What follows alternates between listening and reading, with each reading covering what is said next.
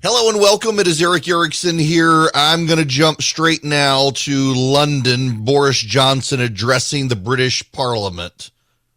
Let's see if we can... Legislation to ban the export of all dual-use items to Russia, including a range of high-end and critical technological equipment and components in sectors including electronics, telecommunications, and aerospace. Legislation to implement this will be laid early next week. These trade sanctions will constrain Russia's military, industrial, and technological capabilities for years to come.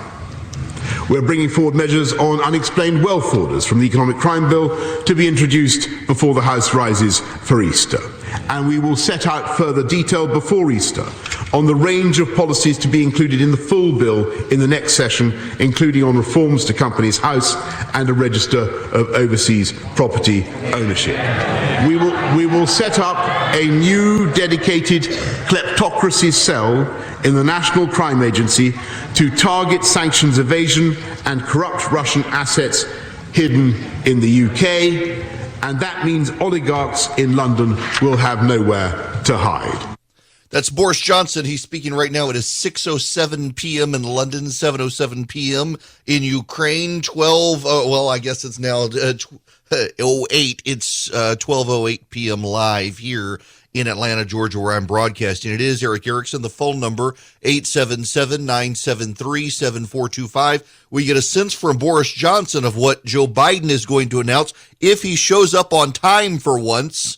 In less than 30 minutes, President Biden will address the nation. I will cover the audio here so we can hear him. Boris Johnson now laying out sanctions in Great Britain, technological and financial sanctions going after Russian oligarchs and the like, as a full-scale invasion of Ukraine has begun. Now, a word of caution here beginning this show.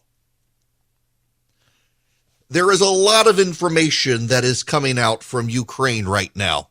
A lot of it is designed by both Russian and Ukrainian forces to shape not just a war campaign, but an information war campaign. Normally, I move fairly fast on social media, and as things come through from breaking news sources, tend to relay it.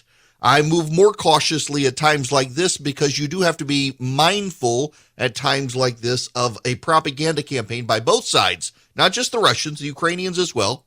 The Ukrainians, for example, are pushing a story. It has made its way into national and international wire services that a Russian division has surrendered. We don't know that that's true, but major media outlets have now said that it is happening. I don't know that it's true, and you don't know that it's true. What we do know for certain is that a full-scale invasion of Ukraine has begun, and Western nations cannot agree on what to do about it. You would think they would be able to agree on what to do about it, given the circumstances. But one of the big issues is the SWIFT banking system. SWIFT is what is used to carry out wire transactions. There are 41 million wire transactions a day globally through the SWIFT banking service, or communications, I should say. That is on how to move money, where to move money. The Western world, including Russia, has relied on the SWIFT service to route money around the world any given second of the day. Western powers are meeting to try to get Russia shut out of the system, but Germany, Italy, Cyprus, Hungary, they refuse to get Russia out of this. Now, the reason the Germans and the Italians in particular are opposed to kicking Russia out is because they made a lot of loans to Russia, and they can't get their money back if they keep Russia out of the SWIFT system. It's going to have to happen if they want really crippling sanctions. What is just astonishing here is that Western powers, for all of their bluster and tough talk, can't actually come to an agreement on how to be tough on Russia. Bloomberg News is reporting that Joe Biden's aides warned him his original sanctions would not be enough to stop what actually happened. It is not surprising. Meanwhile, John Kerry is on the scene. John Kerry has been asked about the situation with Ukraine and Russia, and listen to former Secretary of State of the United States of America, John Kerry. I'm very concerned about Ukraine because of the people of Ukraine and because of the principles that are at risk in terms of international law and trying to change boundaries of international law by force. I thought we lived in a world that had said no to that kind of activity. And I hope diplomacy will win. But massive emissions consequences to the war, but equally importantly, you're going to lose people's focus. You're going to lose certainly big country attention because they will be diverted, and I think it could have a damaging impact. So, I think hopefully President Putin would realize that in the northern part of his country, they used to live on 66% of a nation that was over frozen land. Now it's thawing, and his infrastructure is at risk, and the people of Russia are at risk. And so I hope President Putin will help us to stay on track with respect to what we need to do for the climate. There you go, friends. John Kerry's worried about climate change still. Worried about climate change got the West into this. Let me give you some data so that you can understand the problem with the dithering from Germany and European allies. According to the German economic minister this morning, 50% of German coal comes from Russia. 55% of natural gas in Germany comes from Russia. 35% of oil comes from Russia for Germany. That makes them dependent on Russia. Angela Merkel has fled the scene now, but she fostered German dependence on Russia, and that money goes back to Russia. Now the Germans don't want to kick Russia out of the SWIFT banking system because to do so would prevent them from getting paid on their loans. Energy prices are going to go up in Europe. Y'all, we're looking at the United States and Europe in particular being so invested in a climate crisis, they've caused a national security crisis in Europe, the first major land war in Europe since World War II, and Putin knows he can do it, and Europe can't stand up to him because they are too dependent on Russia during the winter. Hey, it's February, in order to do much about it. When the president speaks here in a little while, we're going to need to listen and see just how strident the sanctions are on Russia. There are a lot of people out there who have taken the idea that the pen is mightier than the sword. We can write about it. We can put it in international agreements. We can condemn him in editorials. We can mean tweet Putin and he will stop. I want to spend just a moment here on a particular issue. A lot of people are out there saying, we've been distracted by the pronouns. I made jokes about it. We've been distracted by the pronoun wars and drag queens in the military and things like that. While Putin's been building up. I need to make this point. And I want to do it diplomatically, I guess. But here, the lay of the landscape for how and why and this is all happening right now in Ukraine. It's not because the United States military is doing diversity training. It's not because European powers are more interested in their militaries being color coordinated and advertising their tolerance. It's not because the United States military wants to make sure transgender soldiers can come in and drag queens can do spectacles in the military bunkers. It's not just, it has nothing to do with the pronoun game in the United States. But what all of this signals is why this can happen. When the American military and the American political establishment and the European political establishment are more worried about apologizing for colonialism and for taking native lands and for making sure everybody has a pronoun they're comfortable with and for giving people safe spaces and for allowing drag queen story hour and all the like, what it suggests to the rest of the world is that we've lost our seriousness. Our focus has turned inward, and we can become a vain and petty people. We have become unserious. And Vladimir Putin is very serious. So when Vladimir Putin goes out of his way to tell everyone that he wants an end to NATO, and when Vladimir Putin assassinates opponents on NATO territory soil, and when Vladimir Putin jails and kills dissidents at home, and when Vladimir Putin invades Georgia, and we do nothing. And when Vladimir Putin takes over Crimea, and we do nothing. And when Vladimir Putin makes a proxy war in Syria against the West, and we do nothing. And while he's doing that, we're arguing over pronouns in the United States and putting men in women's sports and saying, if you disagree, you're a bigot. It's that the Russians know we are too distracted to stop them, and now is the time to make his play.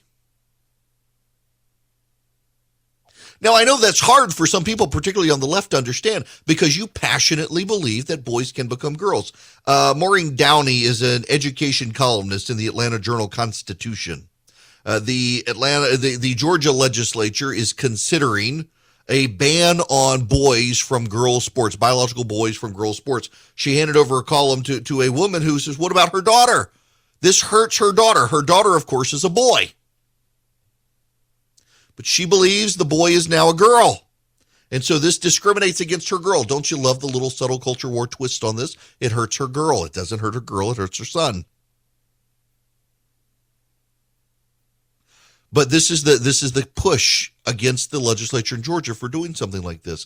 Now, does this have a direct tie to Russia invading Ukraine? No, but it has a very big indirect tie to it. It shows that the United States is so distracted by a social madness sweeping society, particularly on the left, and the cultural institutions of the United States can be deployed against anyone who speaks up and calls them bigots and shuts them down and gets them thrown off social media. Vladimir Putin knows now's the time he can invade because we are so inwardly focused on a social madness sweeping Western elites who are now at war with truth. There's no way these people will ever be able to stand up to him. They won't be able. You can't even agree on pronouns. How are you going to agree on taking on Vladimir Putin? You can't even agree on the sexualization of kids is a bad thing. How are you going to take on Putin? You can't agree on the basic cultural norms of society. How then can you agree to stand up to someone like Vladimir Putin? You can't do it, and he knows it. Look at the Western allies now. The Western allies have been so fixated on their cultural campaigns and environmental justice, they're too indebted to Russia to be able to stop him. Germany can't agree to throw Russia out of the SWIFT banking system because the German banks have made too many loans to Russia while they've been funding diversity exercises at home. Yes, this is all tied together, whether you want to believe it or not. Vladimir Putin can look at the West and say the West has turned inward and divided itself. And you know what? Go back to Vladimir Putin in Germany, December 5th, 1989, when the East German mob showed up to burn down the KGB offices. And he was told Moscow is silent. You know what one of his lessons from that was? It's that populist movements in the West are destructive and destabilizing to their governments. And guess what Vladimir Putin has been doing? He's been funding populist movements in the West to destabilize. It will not be surprised when historians go into Russian archives 20 years from now and find the Russians have been throwing money at activists on the left and the right to stir up sentiment against each other. I mean, he did actually try to intervene in the American election in 2016, not as the Democrats claim to help Donald Trump, but to get us at each other's throats. If you will recall, one of the things that the Mueller investigation found is that the Russians were funding anti-Hillary Clinton protests and anti-Donald Trump protests, trying to get people to show up at the same time, at the same place for counter-protests. It worked. We've become inwardly focused on insanity, which meant there was nothing we could do to stop him from doing this. Now the question is, can we quickly get our wits about ourselves and try to repel this attack? Not with force, not with our soldiers, but are we willing to arm the Ukrainians? Are we willing to shut Putin out of the banking system? Are we willing to do the difficult things now so that we don't have to do the really hard things later?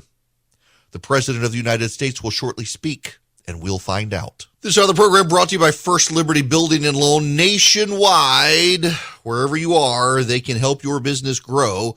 What you need to do is go to firstlibertyga.com. If you want to buy a building or build a building, if you have a really big project, $750,000 or more it's going to cost you, reach out to First Liberty. They can help you. firstlibertyga.com. Tell them I sent you. They'll work with you, see if you're a good fit for their program. We have this bizarre situation at the United Nations right now. I don't understand why we keep the United Nations around. When I was a kid, the UN Secretary General was a big deal in large part because I grew up overseas. And I don't even know who the Secretary General is now. You know, Kofi Annan, he used to be the big guy. What was it now? It was the Antonio Guterres, former Prime Minister of Portugal. The Secretary General is kind of the face of the United Nations. I've just kind of lost track of who these people are. Where are we now? We got Antonio Guterres, Ban Ki-moon, yep, Kofi Annan, Boutros Ghali, he was the big one. Javier Perez de Cuellar, remember him. And, it's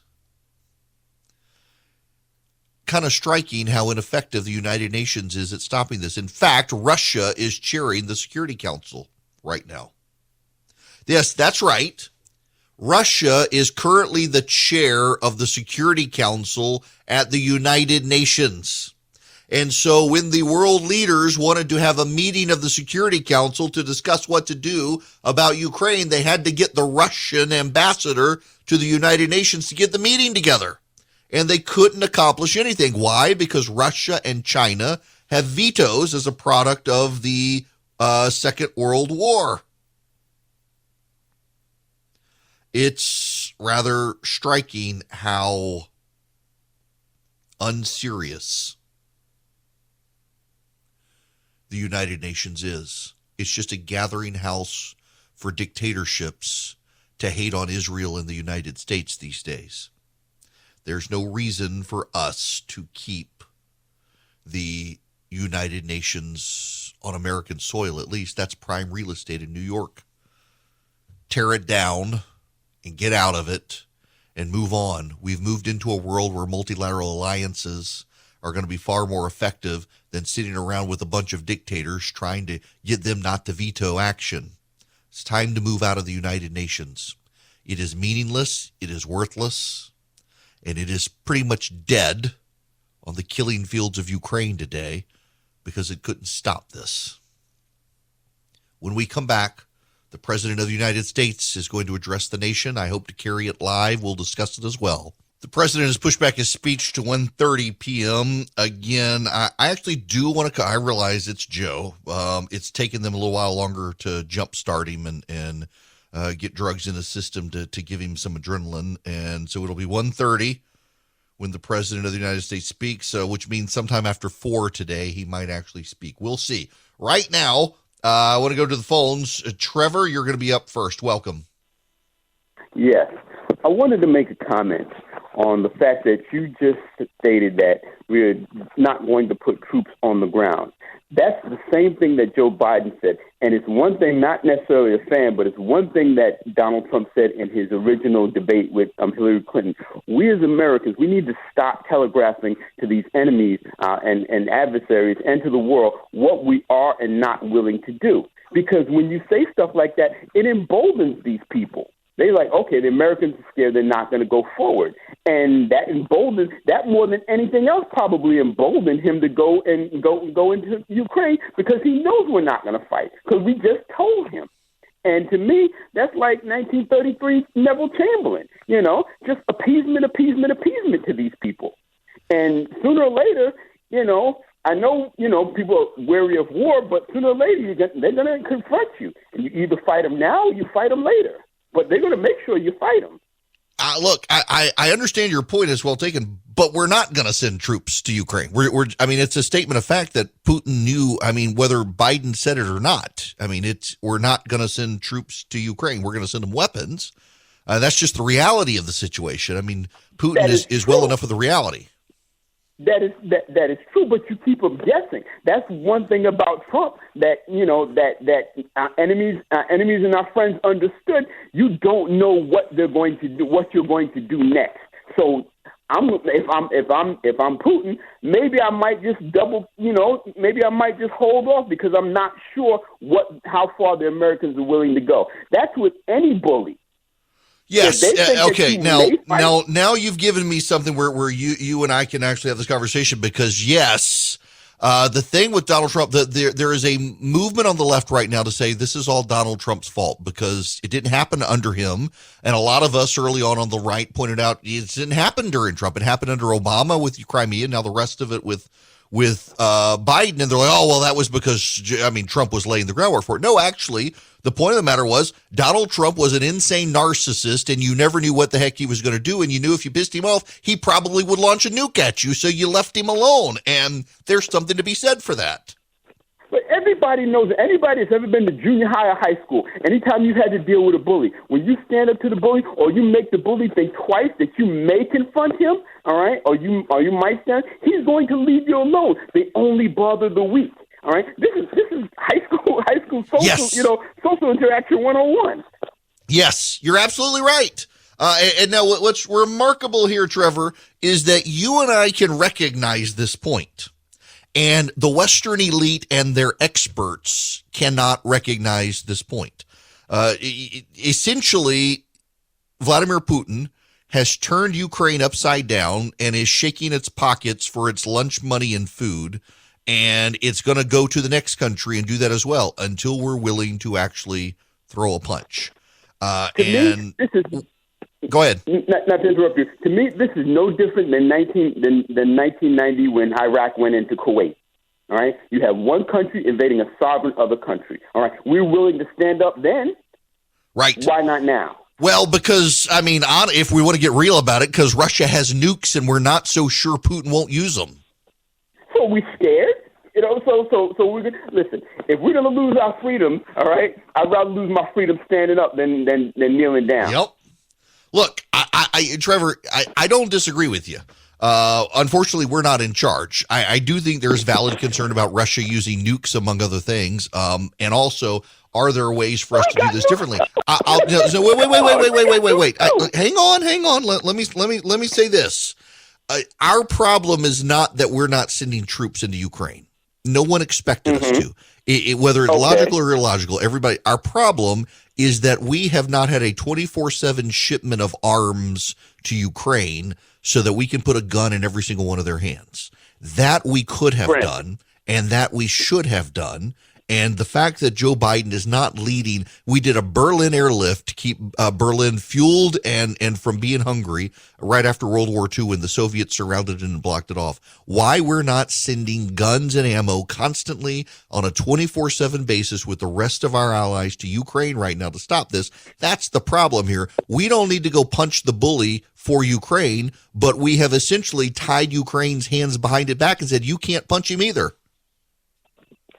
This is bad, and most people don't realize how how this reverberates. Because the next deal we're going to have to deal with, and it's even worse, is China and Taiwan. Yep. And by the way, we do have strategic interest there. We do. And look, I appreciate the conversation very much. And let me leave you on this point.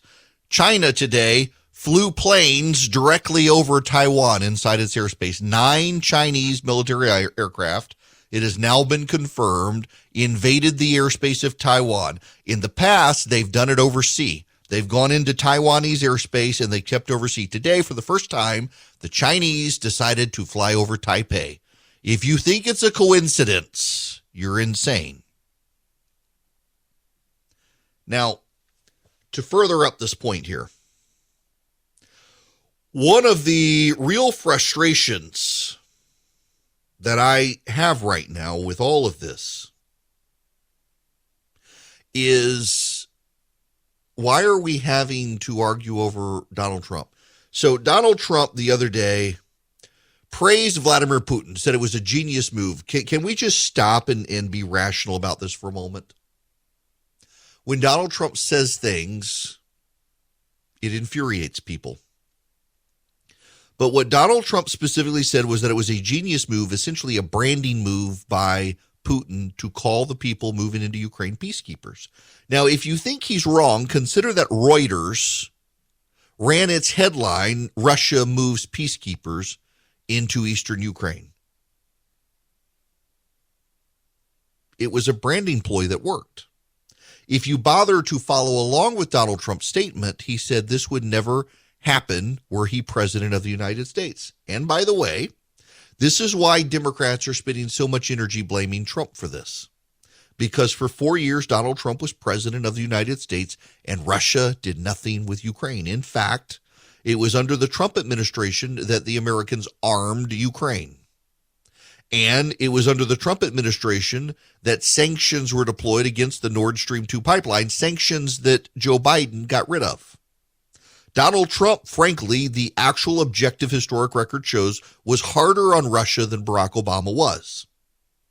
But why let facts get in the way of emotion? Donald Trump used to always praise Vladimir Putin. He would pat him on his head. In fact, when Congress was pushing to advance arms to Ukraine, Donald Trump made a big deal about, we don't want to make Russia mad. We don't want to do this. And yet, we still did it.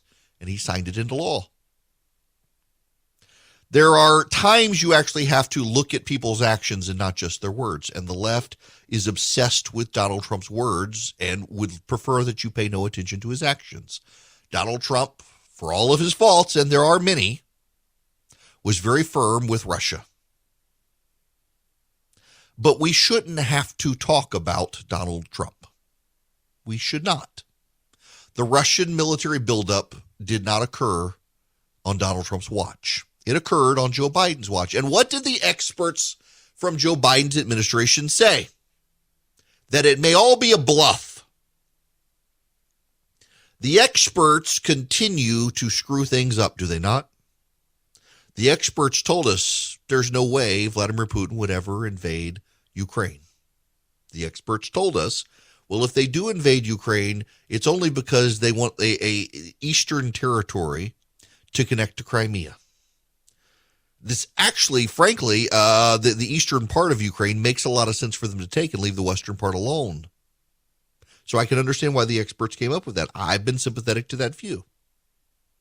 But the experts told us that it was a bluff. The experts told us that they were going to retreat. The experts told us if we put on initial sanctions to show we're serious, they would never invade. The experts continue to get things wrong. The experts continue to give bad advice. And the experts continue to guide this White House and this administration in ways that are contrary to the way the world actually works. Do you know, the Biden administration continues to try to seek a nuclear deal with Iran, which is an ally to Russia.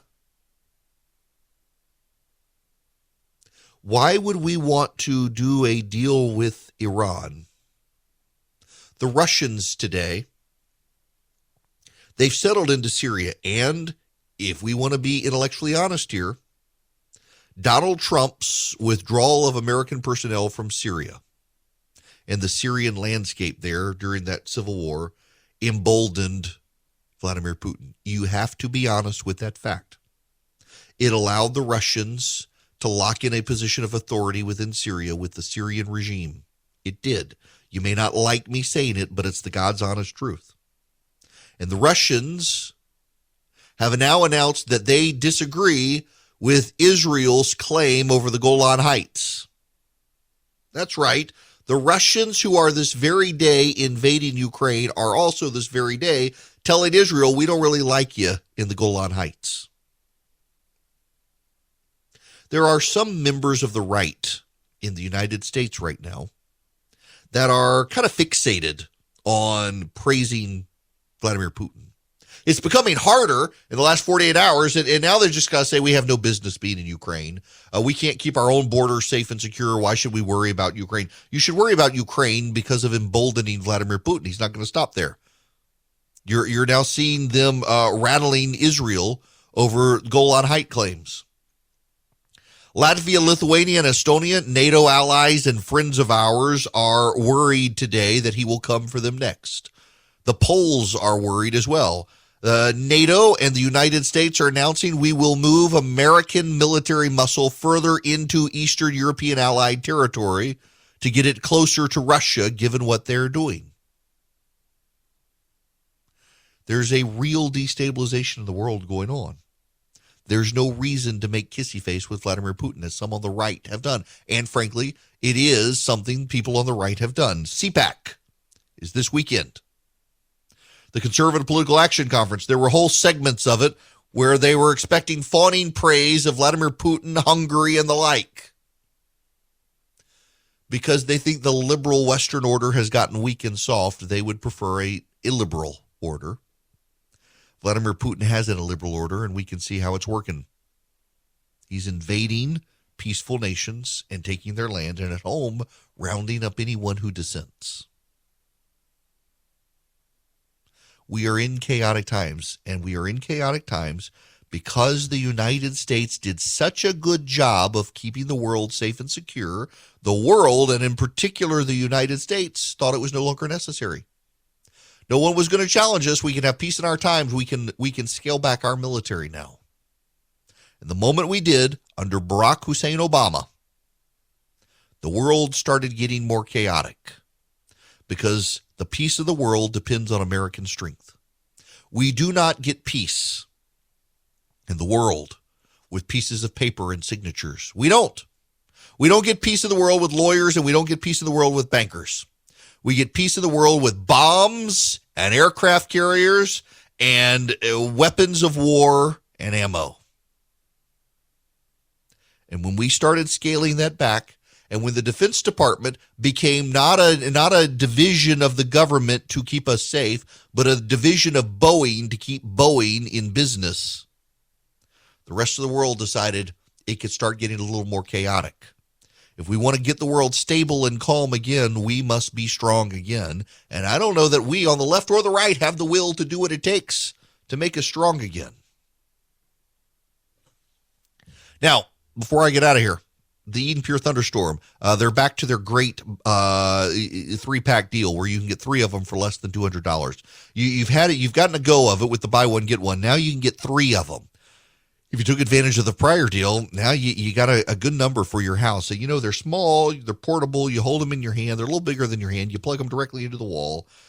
What you do is you go to EdenPureDeals.com, and you will see a discount code, a box, on the front page of the website, EdenPureDeals.com. You put in Eric and the number 3, Eric 3, no space, and you'll see the Eden Pure Thunderstorm 3-pack. You get 3 of them, one for upstairs, one for downstairs, one for your basement, you can take one to your car, your RV, your hotel room. I travel with mine. I use mine in the kitchen. We don't have an exhaust fan in the kitchen right now, so I use it to eliminate the odors when I fry in the kitchen because, fry odors, they get smelly, and it works. You don't have to use essential oils. You go to EdenPureDeals.com, you use the discount code ERIC3, you get 3 Eden Pure Thunderstorms for less than $200. You're saving $200, and you get free shipping. EdenPureDeals.com, discount code ERIC3. It is Eric Erickson here. The President of the United States is going to address the nation at the bottom of the next hour. I want to actually cover that live. I know a lot of stations that I'm on live don't have the local resources to be able to do that. I want to do it for them. And also, I think it's important, given what's going on, whether we like the president or not, he is the president. He is yours and my president still. And I want to be able to cover whatever he's going to do, because I am curious. He's going to talk about the sanctions he intends to impose on Russia. And I'm very curious to see if he's going to impose sanctions on the SWIFT banking system or prohibit the Russians. I don't know.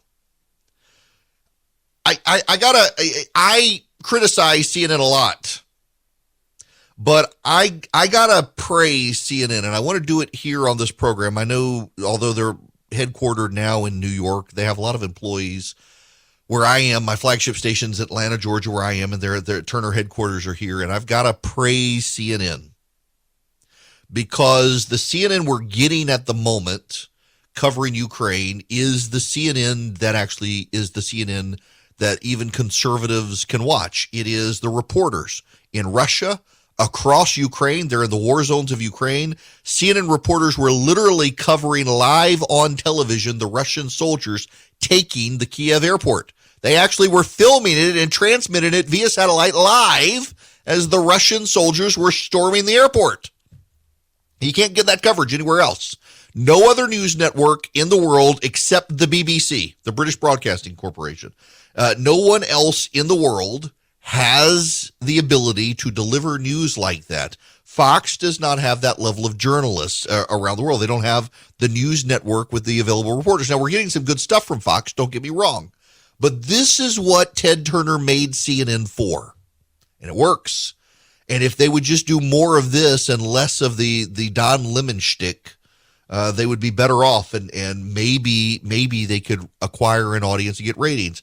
Unfortunately, it is events like this that drive everyone to CNN. And we could use with less events like this. But they deserve a lot of praise. They really do deserve a lot of praise for what they're doing. I'm looking right now at CNN's live feed, and Jake Tapper is talking with Nick Robertson, who is in Moscow right now at a protest in Moscow as Russian National Guard services are rounding up peace protesters and throwing them in vans. And you're actually seeing this happen live there and nowhere else.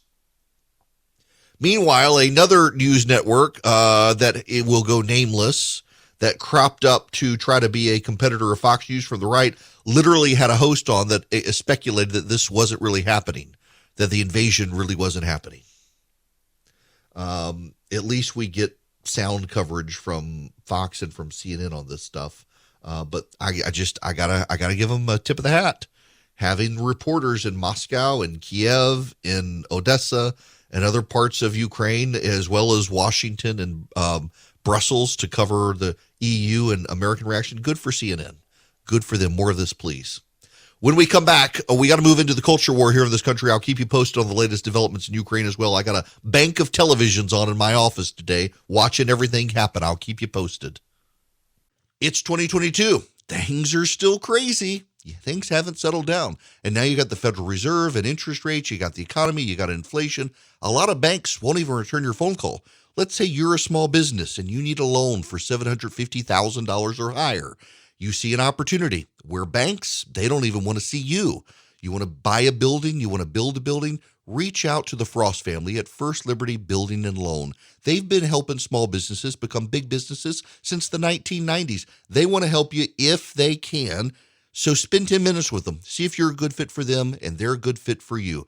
Their website is firstlibertyga.com. That's firstlibertyga.com. Again, you need a loan, $750,000 or higher. You're a small business and you see an opportunity to grow. Share it with the Frost family and see if they can help you. Firstlibertyga.com. That's firstlibertyga.com. First Liberty Building and Loan can help businesses nationwide become bigger businesses. The regular season is heating up. New stars are emerging, and that means more opportunities to win up to 25 times your cash on Prize Picks, the most exciting way to play daily fantasy sports. Just select 2 or more players, pick more or less on their projection on a wide variety of stats, and place your entry. It's that easy. Let it fly to turn $10 into $250 with just a few taps. Easy gameplay, quick withdrawals, and injury insurance on your picks are what make Prize Picks the #1 daily fantasy sports app. Watch your favorite players and get paid doing it this basketball season. See your entries make progress during the game or make new entries for the second half and the fourth quarter. 3-pointers, assists, rebounds, and everything in between are yours for the taking. Join the Prize Picks community of more than 7 million players who have already signed up. Right now, Prize Picks will match your first deposit of up to $100. Just download the Prize Picks app and use code GET100. That's code GET100 on Prize Picks for a first deposit match of up to $100. Prize Picks. Pick more, pick less. It's that easy.